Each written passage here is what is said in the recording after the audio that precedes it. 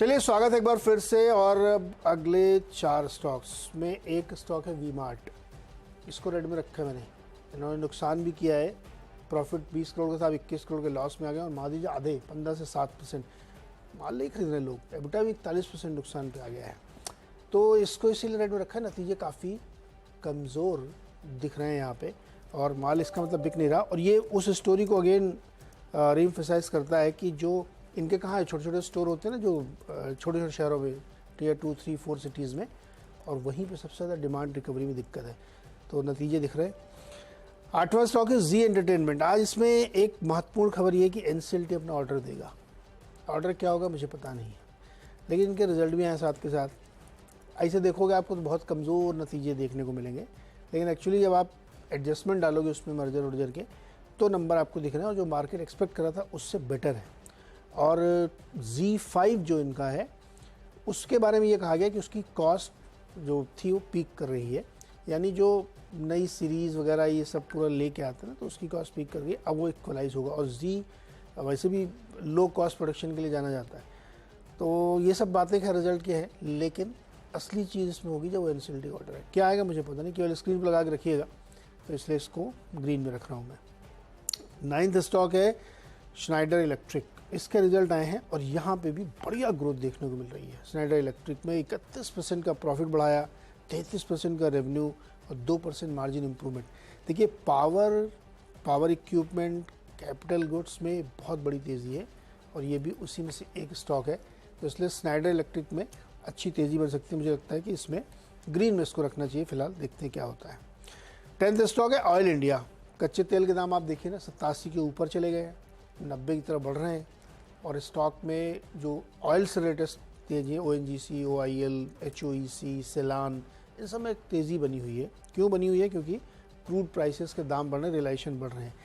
तो इसी बीच इसमें एक रिपोर्ट भी आ गई MS की, मॉर्गन स्टैनली की, और उन्होंने 329 का टारगेट दिया। एक्चुअली इनके साथ एक और एडवांटेज है, नुमालीगढ़ जब से इनको मिल गया है ना, तो नुमालीगढ़ चूँकि नॉर्थ ईस्ट में है, तो उनको टैक्स बेनिफिट दिया जाता है उस इलाके में, मतलब बिजनेस एक्टिविटी बढ़ाने के लिए, और नॉर्थ ईस्ट की वजह से तो उसका बड़ा बेनिफिट इनको मिलता है।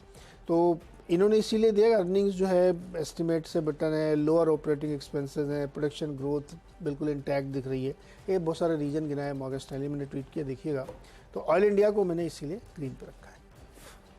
चलिए भाई, अगले स्टॉक्स जो 4 हैं, पहला तो लाल है मनाली पेट्रो।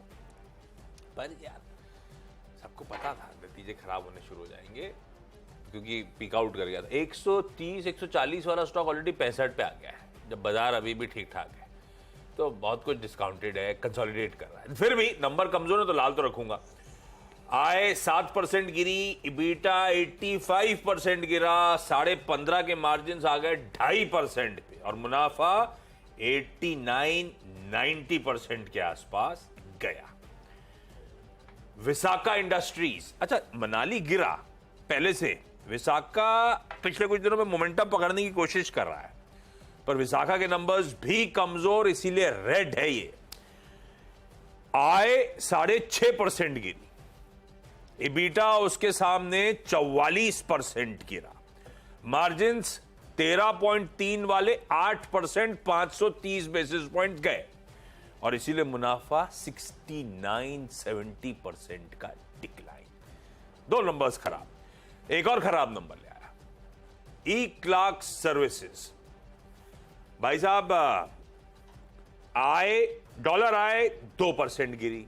भाई एनालिस्ट तो कांस्टेंट करेंसी देखते हैं, वो भी 2.25% गिर गया। दिक्कत में नंबर नजर आएगा आपको। मार्जिन 25.5 नहीं कहूंगा, 25.3 वाले 20.3, 500 बेसिस पॉइंट्स गए, और इसलिए मुनाफा करीब 20% गिर गया। कंपनी कह रही है पूरे साल की जो गाइडेंस हमने दी थी, शायद उसके लोअर एंड के टारगेट रेंज को स्लाइटली उसके बिलो रहेंगे। स्लाइटली बिलो मतलब वो रेंज के बाहर नीचे गिर जाएंगे परफॉर्मेंस के बाद।